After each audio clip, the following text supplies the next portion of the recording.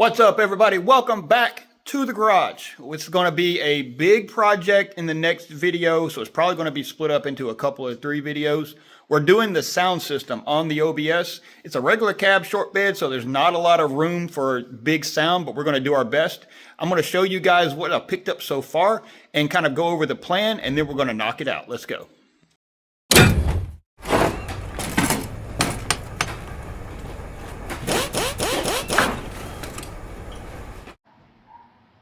All right, you're going to have to excuse the mess because it's been busy around here. A nice, cool weather, so a lot of things have been going on in the garage. But this is the pile of everything we're going to be doing to the OBS.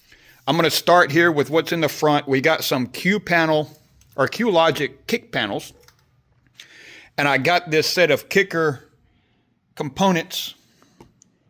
They're 100 watt RMS. I'm going to run them just straight off the radio. They're 6.5 inch mids with the tweeters. They fit perfectly. I really like the way they look. The tweeters are nice size. These fit good. I used a 1.5 inch hole saw for the tweeter, but I had to Dremel it out just a little bit. And then this was a 5 inch hole saw. And even though it's a 6.5 inch speaker, it fits in there great. Everything lined up. It's a snug fit. I did have to kind of massage the speaker cover here just a little bit, kind of trim it to give it a little more room. But we got those mounted up. Sorry I didn't record that. I wasn't really sure how good it was going to go, and I was winging it. But they're done. That's going to go in soon. I also got, I guess let's start with the big guy. We got the behind the seat box. That's going to fit a couple of tins. This is a very nice, very thick box. It's got like the bed cover, bed liner coating on it. It's the correct size internally for the subs, which are the Sundown Audio 10s. These are the shallow mounts at 600 watts RMS. Let's have a look at those. I'm going to open this up so we can have a look at it. All right, these are the Sundown 10s. As I said, they're shallow mount, so they're not very tall. They're going to fit in that box great.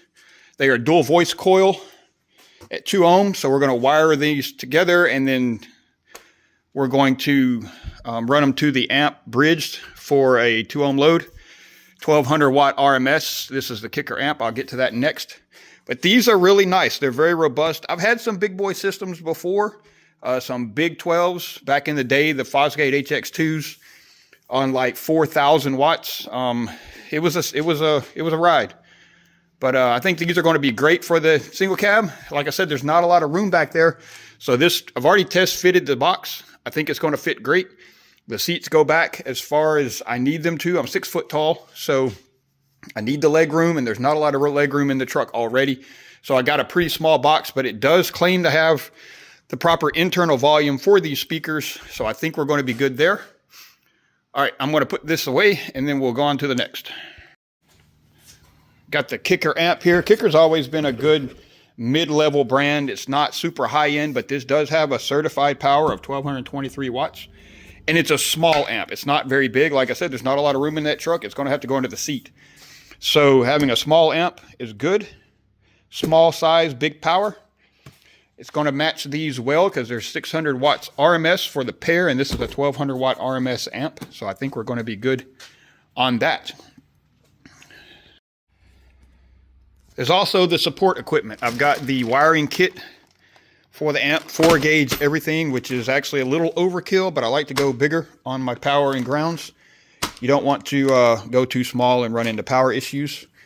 I also picked up the kicker bass knob. I've always had a problem with systems. I love bass. I love heavy, loud bass. I'd like to feel my music. But when you have other people in the vehicle, they may not like that. Or if you're just trying to listen to regular radio, you don't really need the bones jarring, rattling bass. So being able to turn it up and down with this is going to be paramount. Really like that idea. We've got some Dynamat style sound deadening. Right now, the center console rattles just from the exhaust. It rattles a lot. So we're going to take the center console apart. We're going to Dynamat the inside of it, calm it down a little bit. We're also going to use this behind the kick panels and probably some of the other panels in the truck because I know in my old truck back in the day in high school, a lot of things rattled on. It was, I think, 2 kicker 10s or 2 kicker 12s, not nearly the power levels of these, and everything rattled. So we're going to have to do some work to knock down the rattles. I also picked up these connectors. I love these things. If you've never used them before, they take your 4-gauge wire and they turn it into this little solid metal pin that goes right into the amp and makes it where the connection's a lot better and you don't have possibly stray wires sticking out. It's a lot cleaner look. So I put these on the Jeep a while back and I really like those, old Eugene's system. So I got some more of those. What else we got here? What's in this box? Oh, this is speaker grills for the 10s. I went some low profiles. It's going to go on there like that just to kind of keep the seat from pushing on the speaker. I don't want it pushing too hard on the speaker. The seat really only hits towards the top of the box, but I don't want the speaker to be contacting the back of the seat and causing any problems or burning up the voice coil. So I got that.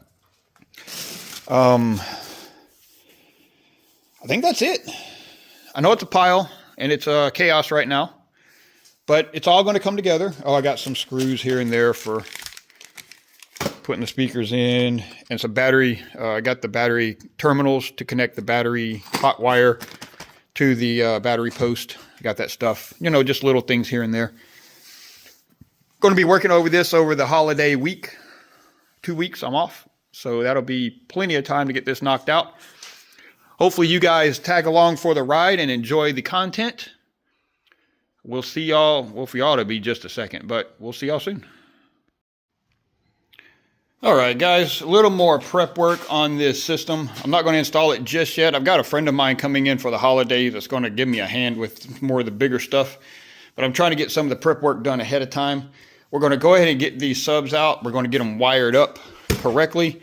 We're going to get the terminals installed, everything ready on the box, get the speakers installed, get the speaker covers installed, get all of that stuff knocked out, get the box ready to go into the truck. That'll be one big step closer to finishing this up. And yeah, so let's get started. We're going to be wiring these subs in what's called a series parallel configuration. The speakers themselves are going to be wired in series, and then the 2 speakers will be wired in parallel back to the amp. Because these are dual 2 ohm voice coil, that's going to make for a 2 ohm load to the amp. So the speakers will be wired in series to make 4 ohms each, and then parallel together to make a final 2 ohm load to the amp. I'll show you how to wire that. Let me get some cable over here and get it all cut to length, and then we'll check out the layout. I've got a picture that I found on the SCAR website. I'll post it up now.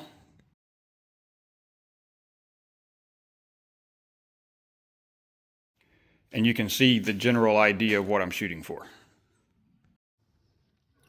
So in the picture, as you saw, we're going to be connecting a single speaker wire from the positive terminal of one voice coil to the negative terminal of the other voice coil. And then the other 2 terminals will be wired by a single pair of wires to the terminal that's on the back of the box. So there will be a short wire running here, and then a longer wire from the other 2 going to the box. So I'm going to go ahead and get that knocked out, and then we'll have a look at it. All right, got these guys wired up. So like I said, we run this jumper wire from the positive on one side to the negative on the other. Keep that tucked up tight so it doesn't get hung up on anything. And then on the other positive and negative here, we've got our pigtail with some spade connectors on the end that are going to connect to this guy. The spade's on that. Same thing with this one. Jumper wire here, pigtail with spades. So we got those set up. I'm going to pull the box out now, flip it over, get these mounted up. They got a cool little seal on them, so that's awesome. We get these mounted up, and then get speakers installed. Get closer. Terminal plates are installed now here in the bottom. Got the first speaker set up here. The wire's just long enough to reach the terminals. Plug everything in, make sure it's good and tight. And then we're going to set the speaker into the hole. We'll go ahead and do the other one over here. And then I've got the big boy screws there to hold those down, because these are going to be moving around a lot and I don't want them to pull loose. So we're going to get that mounted up, and then we'll work on the speaker covers. I think those are going to be really cool looking. All right, got the speakers installed. Everything went in good. Ooh, that is a tight seal box. That's going to be good. Did run into a problem though. The speaker covers are not going to be able to be used. The speaker, they are touching the surround of the speaker, and they're not all the way down at rest. So they need to be up here to allow for speaker excursion. So those aren't going to work. I'll have to send those back. See if I can find something else. I wonder though if one for an 8-inch speaker would work setting up on top of the ring like that, because the screw holes line up. I don't know. I do want covers on here, but if the factory generic covers are that short, these are going to extend a lot, so probably not going to work. Oh well. This one's done. Off to the next. All right, guys. Next little project on this upgrade is going to be this center console. Got a little video I'll post up real quick so you can see. But this thing, even with just the exhaust, it's just got a Flowmaster that's dumped under the cab. This thing rattles so much. Video here.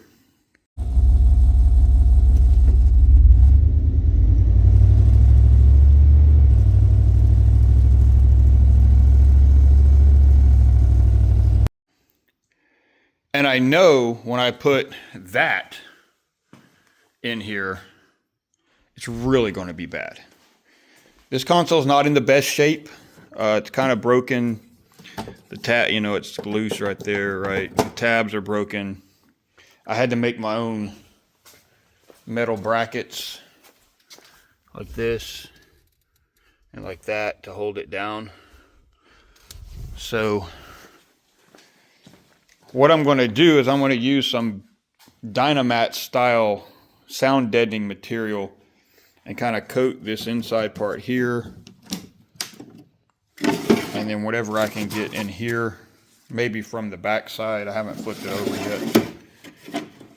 yet.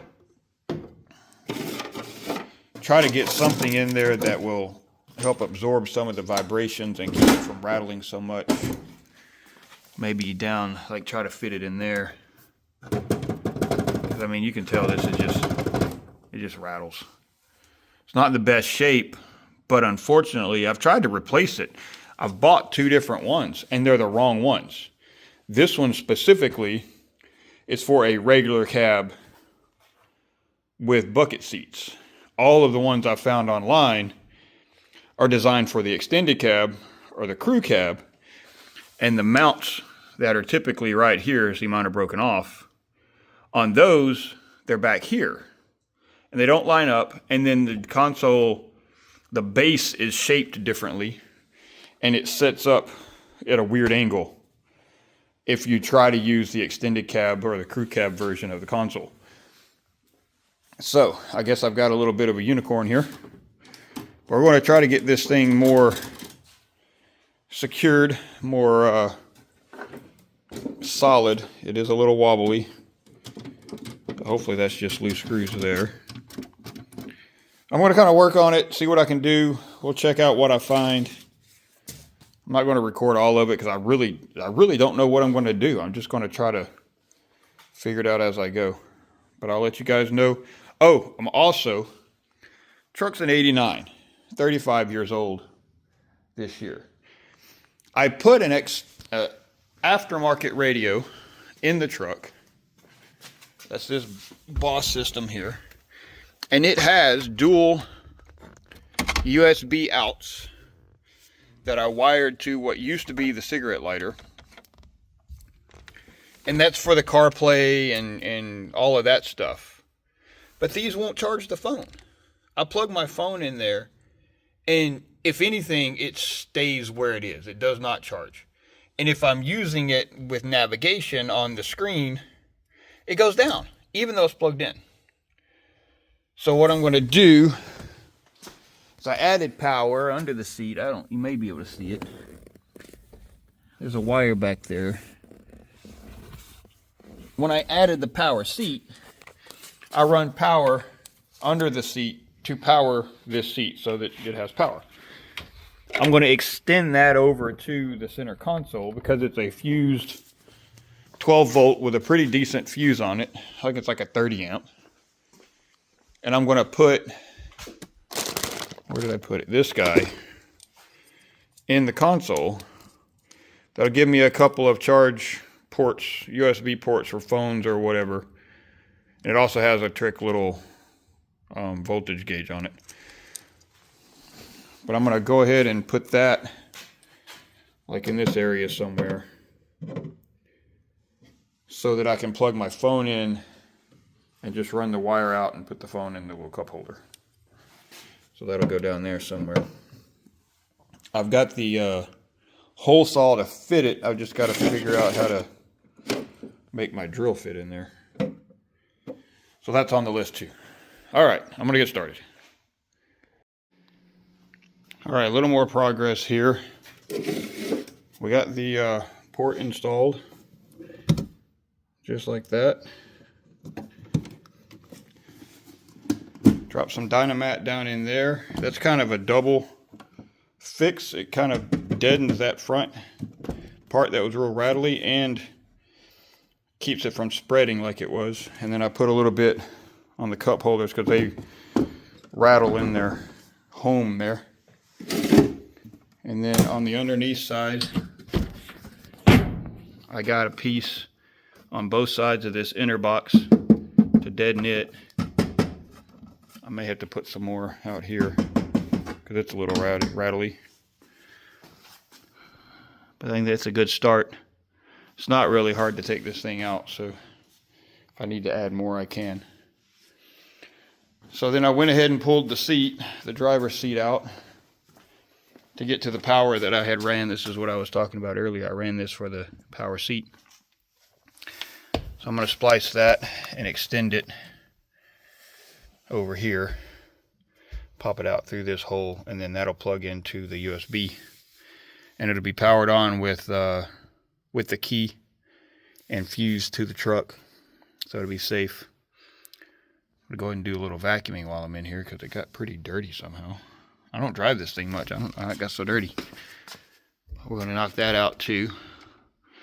And then while I have the seat out, I've been wanting to get underneath it and have a look because it moves. It does what it's supposed to do. It's just really slow. I'm going to try to like lube all the tracks and motor and gears and all of that and see if I can get it to wake up a little bit. But I'm going to go ahead and start terminating these wires and running the wires, and then we'll put everything back together. Cool. All right, got a little vacuum action going here. Got the wire ran, so I went ahead and spliced it to this one. Ran it under the carpet to there. Got a little extra slack. I'm going to go ahead and throw the console in. Get it all bolted down. I made this little jumper wire for the ground. I'm just going to ground it to the same post that holds the console to the truck, because that's going straight into the body of the truck, so it should be a solid ground. I'm going to go ahead and get that reinstalled, get that all hooked up, and then work on looking at this seat real quick. See if I can lube up any of the moving parts, and then we'll get it reinstalled, see how it looks. Alright, let's, I went ahead and threw the speaker box in while I had the seat out because it's heavy. It's heavy. Got the center console remounted. Everything's tight on it. Everything's good. I got that wired up. Should be good to go. Got the seat back here. Been working on the controls on it. I doused it with Just multi-purpose lubricant, so everything is moving pretty good now. It's just on this little drill battery that's 12 volts, but not very many amps. So I'm hoping it'll work better actually inside the vehicle. So I'm gonna throw it back in now. I've got to get started cooking. So I got to get this thing bolted up and get cleaned up. But that should finish up this portion of the project. Next we'll be installing the amp. See you guys then. All right, that finishes up this portion of the project. Got the speaker box in, got the center console reinstalled. Should have, let me grab the keys. Gas cap's open because I keep forgetting to get gas when I drive the truck and it's almost out. So I'm hoping that'll remind me next time. These old trucks don't have a gas light like the new ones do. All right, so I should, with key on, yeah, look at there. Oh, voltage action, so that's working. Cool. This part of the project is complete. See you guys for the next one. Well guys, the pile is a little bit smaller. And that's going to finish up phase 1 of this project. A little bit of pre-work, a little bit of configuration, putting some stuff together. Phase 2 is going to be the actual installation of the amp, the wiring, installation of those pods, the kick panels, and then getting it all fired up and see how it sounds. So stick around for that. More is to come. Thank you guys for hanging out with us. You guys rock on.